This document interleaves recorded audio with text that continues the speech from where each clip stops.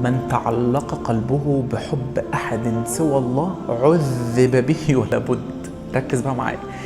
عارف يعني ايه لما قلبك يتعلق بحد غير ربنا؟ اتعلق بقى ببنت، اتعلق بولد، اتعلق بفلوس، اتعلق بشهرة، اتعلق بعربية، اتعلق بشقة، اتعلق بجواز. التعلقات اللي بتبقى في الدنيا دي كلها، الحاجة اللي قلبك متعلق بيها دي هتعذبك وهتخليك تحفى على وشك، وهتسحبك كمان على وشك الحاجة اللي انت بتعلق قلبك بيها دي. والله لو انت متعلقة بولد لا تلاقيه بيزحفك على وشك، وانت كمان لو متعلق ببنت هتزحفك على وشك.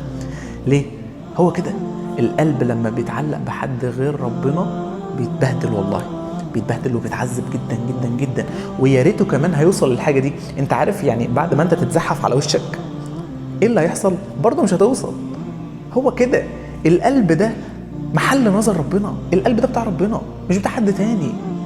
فيوم ما انت تبيعه لحد غير ربنا خلاص ربنا بيسيب قلبك وبيسيبك للشخص اللي انت تعلقت بيه ده. ووريني هتعيش ازاي، وريني هتعيش ازاي.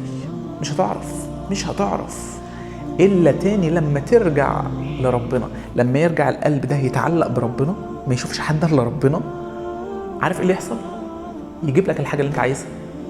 المركزية لازم تكون ربنا، مش الحاجة اللي انت متعلق بيها. اتعلق بربنا يجيب لك الحاجة اللي انت عايزها، فهتجيلك وانت ما انتش متعلق بيها. فحتى لو راحت انت مش هتزعل. لكن تعالى كده نفكر ونبص، لما انت علقت قلبك بحاجة، الحاجة دي عمرها ما هتيجي، مش هتيجي ابدا. ولو راحت منك انت هتتعذب قوي قوي قوي قوي. فخلي بالك، من تعلق قلبه بحب احد سوى الله عذب به ولا بد.